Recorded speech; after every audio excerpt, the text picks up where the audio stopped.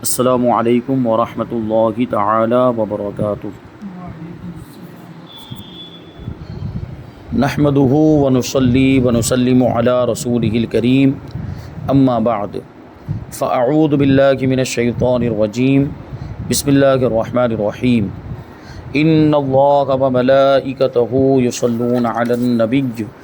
یا ایہا الذین آمنوا صلوا علیہ وسلموا تسلیما۔ اللہم صلی علی سیدنا و مولانا محمد معدن الجود والکرم وآلہ الکرام وابنہ الکریم وبارک وسلم صلاۃ و سلاما علیک یا رسول اللہ صلی اللہ تعالی علیہ وسلم۔ قیامت اور اس کی نشانیوں کا بیان جاری ہے، اور اس سے پہلے والے درس میں بہت ساری نشانیوں کے بارے میں بتایا گیا، تو ان میں سے کچھ نشانیاں یہ بھی تھی اور کچھ اور نشانیاں ہم شامل کریں گے کہ امانت غنیمت یعنی مفت کا مال سمجھی جائے گی۔ لوگ امانت میں خیانت کریں گے اور امانت کو اپنا مال سمجھ کے استعمال کریں گے، جبکہ امانت کا مطلب یہ ہوتا ہے کہ حفاظت کے لیے اپنی چیز کسی کے پاس رکھوانا۔ جیسے میرا کوئی سامان ہے، میں آپ کے پاس رکھواؤں کہ یہ اتنے دن کے لیے آپ اس کو رکھیے، حفاظت کیجئے، اور 10 دن کے بعد یا 15 دن کے بعد جو بھی مدت مقرر ہوئی میں جب آؤں تو یہ سامان آپ مجھے واپس دے دینا، تو یہ ہوئی امانت۔ اور امانت کی حفاظت امین پر واجب اور ضروری ہوتی ہے۔ امین مطلب جس کے پاس وہ چیز رکھی گئی ہے تو وہ حفاظت کرے اس کی، اور جب وہ اس کا مالک لینے کے لیے آئے تو اس کو دے دیا جائے۔ تو قیامت کی نشانیوں میں سے یہ کہ امانت میں خیانت کی جائے گی۔ اور امانت صرف یہی نہیں، کوئی بھی دوسرے کا مال ہمارے پاس رکھا ہو، چاہے کسی بھی حیثیت سے رکھا ہوا ہو، تو وہ ہمارا نہیں ہوتا، ہم اس کو استعمال نہیں کر سکتے مالک کی اجازت کے بغیر۔ لیکن یہاں قیامت کی نشانیوں میں جو چیز بیان کی جا رہی کہ مالک کی اجازت کے بغیر بھی اس کو استعمال کرنے لگ جائیں گے، اس میں لوگ تصرف کرنے لگ جائیں گے اور اس کو اپنا مال سمجھنے لگ جائیں گے۔ اور پھر یہ ہے کہ مسجدوں میں شور مچایا جائے گا، اور یہ تو ہم دیکھتے ہیں کہ مسجدوں کے آداب کو، مسجد کے آداب کو اور مسجد کا ادب و احترام نہیں کیا جاتا، اور اس میں بھی لوگ دنیا کی باتیں کرتے ہیں اور بیٹھ کر بلند آواز سے گفتگو کرتے ہیں، آوازیں بلند ہو جاتی ہیں۔ اور بسا اوقات تو مسجدوں میں ہم نے جھگڑے ہوتے ہوئے بھی دیکھا، اور جب جھگڑے ہوتے ہیں تو آوازیں بلند ہوتی ہیں۔ اسی کے بارے میں حدیث میں فرمایا گیا کہ لوگ چلائیں گے، مسجدوں میں لوگ شور مچائیں گے، اور وہ ہو رہا ہے، وہ ہم دیکھتے ہیں اپنی نگاہوں سے، اور یہ ہمارے سامنے ہم مشاہدہ کرتے ہیں کہ مسجدوں میں اس طرح آوازیں بلند ہوتی ہیں۔ تو کچھ بھی ہو، چاہے نماز کا وقت ہو یا نماز کے علاوہ کوئی دوسرا وقت ہو، یا کوئی ضروری کام کر رہے ہوں، چاہے اس میں مسجد میں تعمیر کا کام چل رہا ہو، یا مسجد میں کچھ ریپیئرنگ کا کام چل رہا ہو، یا کوئی بھی اور بھی کام چل رہا ہو، جیسے بسا اوقات کبھی وہ وائر مین لائٹ وغیرہ کا کام کر رہے ہوتے ہیں، پنکھے وغیرہ درست کر رہے ہوتے ہیں، تو اس میں بھی آوازیں بلند ہوتی ہیں۔ تو بہرحال وہ بھی تو مسجد ہی میں موجود ہیں، اور مسجد کے اندر ہی وہ کام ہو رہا ہے، تو مسجد کا ادب و احترام لازم ہے، چاہے نماز کے اوقات ہو یا دوسرے اوقات ہو، اس وقت بھی نہیں چلا سکتے، اس وقت بھی آواز بلند نہیں ہونی چاہیے۔ فاسق سرداری کریں گے، یعنی گنہگار لوگ سردار بن جائیں گے۔ فتنہ انگیزوں کی عزت کی جائے گی، جو فتنے اٹھاتے ہیں اور جو فتین ہیں اور لوگوں کو گمراہ کرنے والے لوگ ہیں، ان کی عزت کی جائے گی، کیونکہ ان کے فتنے سے لوگ ڈریں گے، ان کے فتنے سے گھبرائیں گے۔ جیسے ظالم ہے، ظلم کرنے والا اگر کوئی ہوگا تو ظلم کی وجہ سے، اس کے ظلم سے بچنے کے لیے، یا اس کے رعب و دبدبے کی وجہ سے، اس کی ہیبت کی وجہ سے لوگ اس کی عزت کریں گے۔ جیسے ابھی پولیس والے، ان میں بہت سارے کفار، بلکہ اکثر کفار ہوتے ہیں، لیکن ان کا ایک رعب و دبدبہ ہے، مان لو کمشنر ہے، یا جو ہے کہ اور کسی DIG یا کوئی بڑے عہدے پر ہے، تو اس کی عزت کرتے ہیں لوگ، اگرچہ دل میں عزت نہیں ہوتی، لیکن چونکہ وہ پولیس والا ہے، بڑے عہدے پر ہے، تو اس کے باوجود اس کی عزت کرتے ہیں، یعنی دل میں عزت نہیں ہے، اس کے عہدے کی وجہ سے اس کی عزت کی جاتی ہے۔ تو فتنہ پرور کی عزت کی جائے گی، حالانکہ فتنہ پرور، فتنہ پھیلانے والا ہرگز عزت کیے جانے کے لائق نہیں ہے، لیکن پھر بھی لوگ اس کی عزت کریں گے۔ گانے باجے کی کثرت ہوگی، گانے باجے، فلمیں، ڈرامے ہم دیکھ رہے ہیں کتنا عام ہو گیا، اور اب تو موبائل آ گیا، تو موبائل پہلے تو کیا ہوتا تھا کہ اس کے لیے بہت سارے اسباب مہیا کرنے پڑتے تھے، ڈش لگوانی پڑتی، کیبل لگوانا پڑتا تھا، ٹی وی کا انتظام کرنا پڑتا تھا، تب جا کے فلمیں ڈرامے دیکھ پاتے تھے۔ اور کبھی ایسا ہوتا تھا کہ دوسری کچھ چیزوں کا انتظام، جیسے VCR کا انتظام کرنا پڑتا تھا، وہ کیسٹ لانی پڑتی تھی، تو پرانے زمانے میں اس کے لیے کچھ نہ کچھ محنت مشقت کرنی پڑتی تھی۔ اب تو ہر ایک کے ہاتھ میں موبائل آ گیا، اس میں جو چاہے وہ دیکھے۔ اور اب وہ عام جو چلتے ہیں فلمیں ڈرامے نہیں بلکہ گندی فلمیں بھی دیکھی جا رہی ہیں، وہ اور برا ہے۔ اور وہ اور زیادہ سخت گناہ ہے۔ تو یہ سب ہو رہا، یہ اتنا عام ہو گیا گانے کے تعلق سے، اس سے پہلے بھی بیان کیا گیا کہ گانے، اور اکثر گانے وہ تو ظاہر سی بات ہوتے ہیں تو اردو میں ہی، اردو میں شاعری کی جاتی ہے، اور اردو میں وہ شاعری لکھی ہوتی ہے، اس میں کہیں خدا کا نام آ رہا ہے، کہیں اسلامی چیزوں کا نام آ رہا ہے، اور کفریات سے بھرے ہوتے ہیں وہ گانے۔ اور ایسے کفری گانے بھی ہمارے نوجوان، ہمارے بھائی سنتے ہیں، اور اس کی وجہ سے ایمان سے ہاتھ دھو بیٹھتے ہیں اور آخرت کو تباہ کر لیتے ہیں۔ بہرحال گانے، پہلی بات تو سننا ہی نہیں چاہیے، گانا سننا جائز ہی نہیں ہے، اور اگر خدا نہ خواستہ ایسا کوئی گانا سن لیا ہے جس میں کفر آتا ہے تو ان پر توبہ لازم ہے، تجدید ایمان لازم ہے۔ نکاح کر چکے ہیں تو پھر سے نکاح کرنا ضروری ہے، بیعت ہے، ہو چکے ہیں مرید بن چکے ہیں تو پھر سے مرید بنے۔ یہ کفری گانوں کو سننے کا حکم ہے۔ تو یہ تو اکثر، کیونکہ وہ تو ہمارا ایمان برباد کرنا چاہتے ہیں، کفار تو چاہتے ہیں کہ ہمارا ایمان چلا جائے اور معاذ اللہ ہم اپنے ایمان سے ہاتھ دھو بیٹھیں، ہماری آخرت تباہ و برباد ہو جائے۔ وہ تو یہی چاہتے ہیں، کیونکہ ان کو معلوم ہے کہ ایک مومن کے پاس، ایک مسلمان کے پاس سب سے بڑی طاقت اس کا ایمان ہے۔ اس کا ایمان چھین لیا جائے تو پھر یہ کمزور ہو جائے گا، اور اس کی پھر کوئی حیثیت نہیں رہ جائے گی، اور اس کو ہرانا اور اس کو شکست دینا، اس کو ذلیل کرنا، رسوا کرنا بہت ہی آسان ہو جائے گا۔ تو آج ہم پوری دنیا کے اندر ذلیل و رسوا ہو رہے ہیں، تو اس کی وجہ یہی ہے کہ ہم نے اپنے دین پر، اپنے اسلام پر عمل کرنا چھوڑ دیا ہے۔ تو گانے باجے، ظاہر سی بات یہ اسلام کے خلاف ہیں، اسلام گانے باجے، فلموں، ڈراموں کی اجازت نہیں دیتا، تو یہ نہیں کرنا چاہیے۔ قیامت کی نشانیوں میں سے یہ ہو رہا ہے۔ پہلے بزرگوں کو لوگ برا بھلا کہیں گے، یعنی جو ہمارے بزرگ گزر چکے، جو دنیا سے جا چکے لوگ، ان کو برا بھلا کہیں گے، حالانکہ انہوں نے اچھے کام کیے ہوں گے، نیک کام کیے ہوں گے، لیکن بعد میں آنے والے لوگ ان کو لعن طعن کریں گے اور ان کی گستاخی کریں گے، ان کو برا کہیں گے، اور یہ ہو بھی رہا ہے۔ یہ باپ دادا کو گالیاں دی جاتی ہے کہ وہ فلاں، تو اس کا تو باپ ایسا تھا، اس کا تو دادا ایسا تھا، یہ بزرگ تو ایسا ایسا کام کر کے گئے، یہ تو باپ دادا تو ایسے الٹے الٹے کام کر کے گئے وغیرہ، جو ہے تان تشنی کی جاتی ہے گزرے ہوئے لوگوں پر، اور پھر گزرے ہوئے لوگوں کی باتوں کو دقیانوسی باتیں کہا جاتا ہے۔ ابھی اس زمانے میں یہ باتیں ہو رہی ہے کہ اگر ہم حوالہ دیں کہ یہ بزرگ ایسا کہتے تھے، مشائخ اعظام نے یہ کہا، فقہا نے یہ کہا، علماء نے یہ بات کہی، اولیاء کرام سے یہ باتیں منقول ہوئی، تو کہتے ہیں یہ تو سب پرانی باتیں ہیں، یہ تو سب دقیان، ان سب باتوں پہ توجہ دینے کی ضرورت نہیں، معاذ اللہ یوں کہا جاتا ہے۔ یہ خاص طور پر وہ لوگ بولتے ہیں جو آزاد خیال ہو جاتے ہیں، جو دنیاوی تعلیم حاصل کرتے ہیں، جو ایجوکیٹڈ ہو جاتے ہیں، تو پھر وہ دنیا کی تعلیم کے نشے میں ایسے دھت ہو جاتے ہیں کہ پھر دین کی تعلیم ان کو کمزور لگنے لگ جاتی ہے، اور دین کی باتیں ان کو پرانی باتیں لگنے لگ جاتی ہیں کہ یہ تو سب پرانی باتیں ہیں، معاذ اللہ ان کو چھوڑو، نئی بات کرو، سائنس کی بات کرو، یہ جغرافیہ کی بات کرو، یہ اس طرح جو ہے نئے علوم کی باتیں کریں گے، اور اس طرح وہ معاذ اللہ ان علوم کے سامنے اسلامی علوم کو کمزور سمجھنے لگتے ہیں۔ تو بہرحال یہ ہو رہا ہے، یہ ہم دیکھ رہے ہیں۔ کوڑے کی نوک اور جوتے کے تسمے باتیں کریں گے، کوڑا جو لکڑی و چابک جو ہوتا ہے تو اس کی نوک انسان سے بات کرے گی، اور جوتے کا تسمہ یعنی وہ رسی جس سے جوتا باندھا جاتا ہے، جیسے ابھی ہم لوگ کہہ رہے ہیں فیتا کہتے ہیں اس کو، جوتے میں جو وہ باندھا جاتا ہے جس کو لیس کہتے ہیں، وہ جوتا باندھا جاتا ہے۔ یہ پرانے زمانے میں چپل کے اندر بھی وہ لگاتے تھے کہ آگے ایک انگوٹھے کو ٹھہرانے کے لیے ایک وہ کچھ ایسا لگا دیا جاتا جس میں انگوٹھا فٹ ہو جائے، اور پھر پیچھے والے حصے کو پاؤں پر ٹھہرانے کے لیے ایک رسی نما یا تو چمڑے کا کچھ جو ہے کہ رسی نما وہ بنا دیا جاتا تھا، اور اس کو باندھ دیا جاتا تھا، تو جس سے وہ چپل یا جوتا پاؤں میں فٹ ہو جاتا تھا اور پاؤں پر وہ ٹھہر جاتا تھا، تو اسی کو تسمہ کہتے ہیں۔ تو تسمہ بھی انسانوں سے باتیں کرے گا۔ اس کے تعلق سے جو ہے کہ اس سے پہلے یہ بات آئی تھی، مطلب درس میں تو نہیں لیکن ایسے بعد میں گفتگو کے دوران یہ سوال کسی نے کیا تھا کہ یہ تسمہ باتیں کرے گا، جوتے کا تسمہ یعنی جوتے کا وہ فیتا جس سے وہ جوتے کو باندھا جاتا ہے وہ باتیں کرے گا، یا چابک کی نوک بات کرے گی، کوڑے کی نوک بات کرے گی، تو اس کا کیا مطلب؟ تو یا تو یہ حقیقت پر محمول ہے، حقیقت پر محمول ہے کا مطلب ہے کہ واقعی حقیقتاً یہ چابک انسان سے بات کرے گا، یا یہ کہ حقیقتاً جوتے کا تسمہ انسان سے بات کرے گا۔ بلکہ روایت میں تو یہاں تک آیا ہے کہ وہ تسمہ یا وہ چابک کو لٹکا کے جائے گا اپنے گھر میں، چابک کو، اور جب وہ باہر سے اپنا کام ختم کر کے آئے گا تو وہ چابک اس کو بتائے گا کہ اس کے جانے کے بعد گھر میں کیا کیا ہوا اور گھر والوں نے کیا کیا کیا اور کیا کیا واقعات پیش آئے، یہ وہ چابک اس کو بتائے گا۔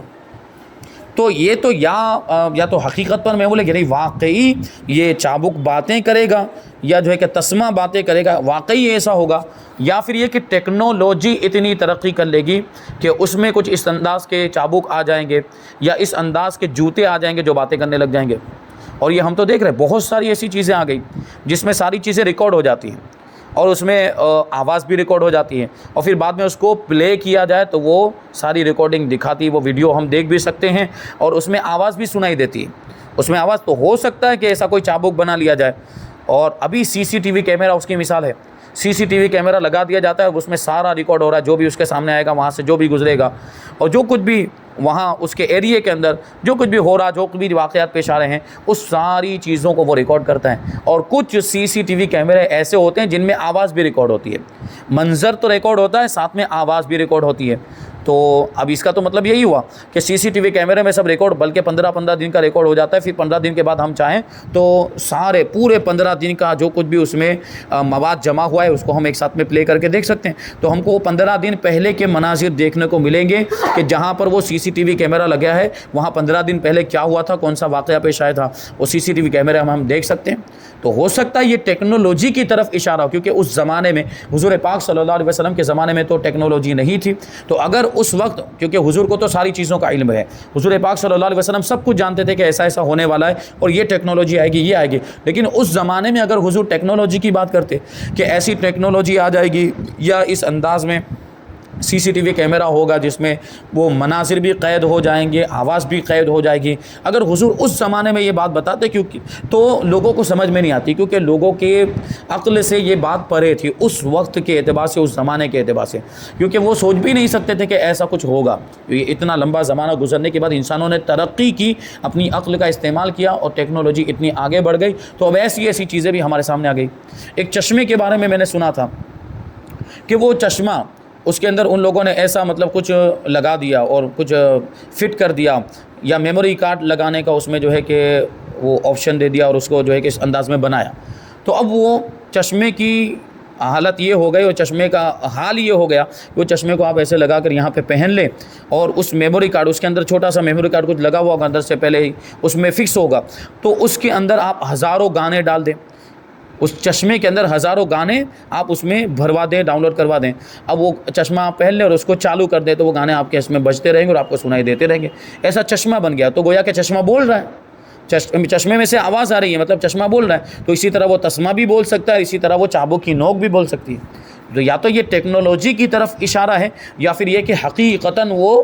چابک، وہ لکڑی بات کرے گی اور یہ جوتے کا تسمہ بات کرے گا۔ دجال یعنی بڑا دجال، دابۃ الارض، اور یاجوج ماجوج نکلیں گے۔ اب یہ دجال کی بھی تفصیل آگے آئے گی،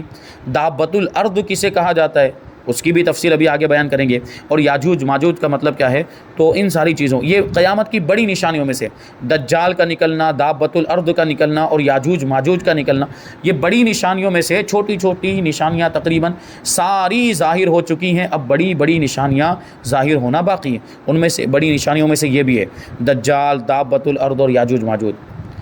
حضرت امام مہدی رضی اللہ تعالیٰ عنہ ظاہر ہوں گے، حضرت عیسیٰ علیہ السلام آسمان سے اتریں گے، یعنی حضرت عیسیٰ علیہ السلام کو آسمانوں پر اٹھا لیا گیا۔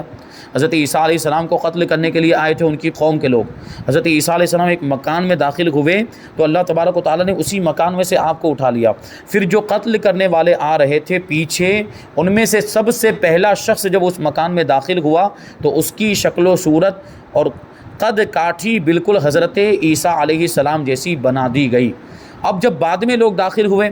تو لوگوں نے اس کو سمجھا کہ یہ عیسیٰ علیہ السلام ہیں، اور حضرت عیسیٰ علیہ السلام سمجھ کر اس کو ان لوگوں نے قتل کر دیا، سولی پر چڑھا دیا، اور یہ سمجھ رہے تھے کہ ہم نے عیسیٰ علیہ السلام کو قتل کر دیا، معاذ اللہ۔ پھر بعد میں انہوں نے غور و فکر بھی کیا کہ بھائی اگر یہ حضرت عیسیٰ علیہ السلام تھے جس کو ہم نے قتل کر دیا، تو پھر وہ پہلا آدمی کہاں گیا جو مکان میں داخل ہوا تھا؟ یہ شکوک اور شبہات ان کے دلوں میں بھی پیدا ہوئے تھے، لیکن بہرحال وہ اپنے گمان میں اب بھی یہ سمجھتے ہیں کہ انہوں نے حضرت عیسیٰ علیہ السلام کو سولی پر چڑھا دیا ہے۔ دیکھ ابھی آپ بھی آج بھی وہ ان کے چرچ وغیرہ میں آپ دیکھیں تو وہ کراس بنا ہوا ہوتا ہے، یعنی وہ سولی صلیب کی شکل بنی اور اس پہ معاذ اللہ حضرت عیسیٰ علیہ السلام کا پتلا بناتے ہیں۔ وہ اپنے گمان کے مطابق وہ یہ جتانا چاہتے ہیں، وہ یہ ظاہر کرنا چاہتے ہیں کہ یہ حضرت عیسیٰ علیہ السلام ہے، حالانکہ ہمارے عقیدے کے مطابق حضرت عیسیٰ علیہ السلام کو اللہ تعالیٰ نے بچا لیا اور ان کو آسمان پر اٹھا لیا ہے، تو وہ قیامت کے قریب دنیا میں تشریف لائیں گے، اتریں گے۔ سورج مغرب سے طلوع ہوگا، ابھی کہاں سے طلوع ہوتا ہے؟ مشرق سے طلوع ہوتا ہے، یعنی پورب سے نکلتا ہے، ادھر سے نکلتا ہے اور پچھم میں ڈوب جاتا ہے. اس کو مشرق کہتے ہیں عربی میں، اور جہاں ڈوبتا ہے اس کو مغرب کہتے ہیں، یعنی پچھم کو مغرب کہا جاتا ہے، اور اس کو اتر کہا جاتا ہے، اس کو دکن کہا جاتا ہے، اور اس میں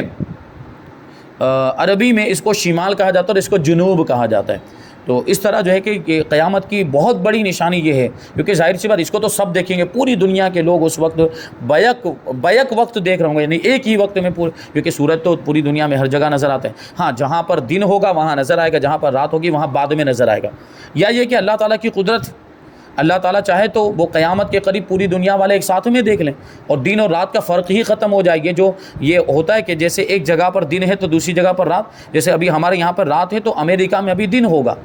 تو ہو سکتا ہے کہ یہ فرق ہی ختم ہو جائے، پوری دنیا میں ایک ہی وقت ہو جائے اور پوری دنیا میں اس وقت دن ہو، تبھی تو وہ سورج سب کو ایک ساتھ میں نظر آئے گا.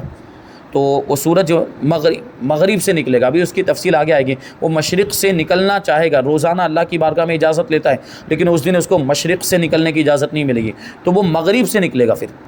یعنی وہ پچھم سے نکلے گا اور آدھے میں بیچ تک آئے گا، بیچ آسمان تک آئے گا اور پھر واپس چلا جائے گا، واپس مغرب میں جا کر وہ ڈوب جائے گا. یہ قیامت کی بہت بڑی نشانی ہوگی، اور یہ نشانی جب ظاہر ہوگی تو اس کے بعد توبہ کا دروازہ بند ہو جائے گا. اب کوئی توبہ کرے تو اس کی توبہ قبول نہیں ہوگی، اس سے پہلے اگر کوئی توبہ کرے گا تو اس کی توبہ قبول ہوگی. جیسے ابھی توبہ کوئی کر لے اور سچے دل سے توبہ کرے تو اس کی توبہ قبول ہو سکتی ہے اور اس کے گناہ معاف ہو سکتے ہیں. تو یہ سورج مغرب سے طلوع ہوگا اور توبہ کا دروازہ بند ہو جائے گا. آگے دجال کے بارے میں بتاتے ہیں کہ دجال کون ہے. دجال کا معنی ہے بہت زیادہ جھوٹا شخص، یعنی بہت بڑا دھوکے باز، دھوکہ دینے والا اور جھوٹ بولنے والا، کیونکہ دجال یہ دجل سے بنا، اور دجل کا مطلب یہ ہوتا ہے دھوکہ دینا، جھوٹ بولنا. تو یہ بھی بہت بڑا جھوٹا ہوگا. اور اس کو دجال کیوں کہا جاتا ہے کہ فرماتے کیونکہ دجال بھی حق کے ساتھ باطل کو ملا کر جھوٹ بولے گا، حق کے ساتھ جھوٹی باتیں بھی ملا، سچی باتوں کے ساتھ جھوٹی باتیں بھی ملا دے گا، اس لیے اسے دجال کہا جاتا ہے. یہ اولاً خود کو مومن ظاہر کرے گا، یعنی پہلے تو اپنے آپ کو ایمان والا کہے گا اور لوگوں کو بھلائی کی طرف بلائے گا، لیکن پھر نبوت کا دعویٰ کر دے گا، یعنی اپنے آپ کے نبی ہونے کا دعویٰ کر دے گا، اور آخر میں الوہیت کا دعویٰ کر دے گا.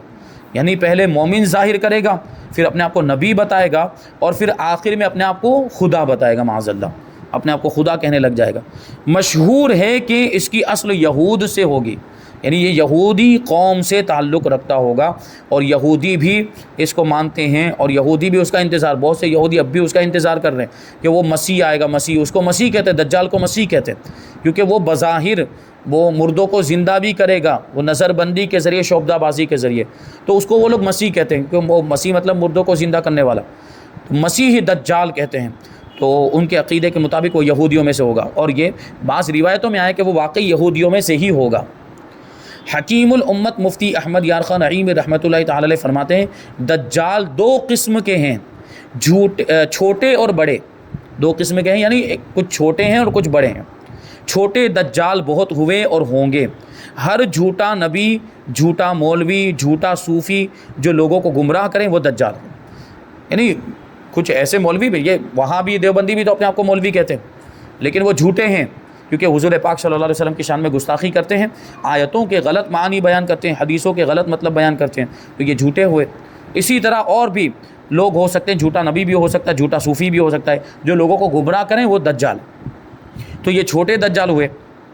اور بڑا دجال صرف ایک ہی ہے جو خدائی کا دعویٰ کرے گا، جو قیامت کے قریب آئے گا، ظاہر ہوگا اور وہ خدائی کا دعویٰ کرے گا، یعنی اپنے آپ کو خدا کہے گا.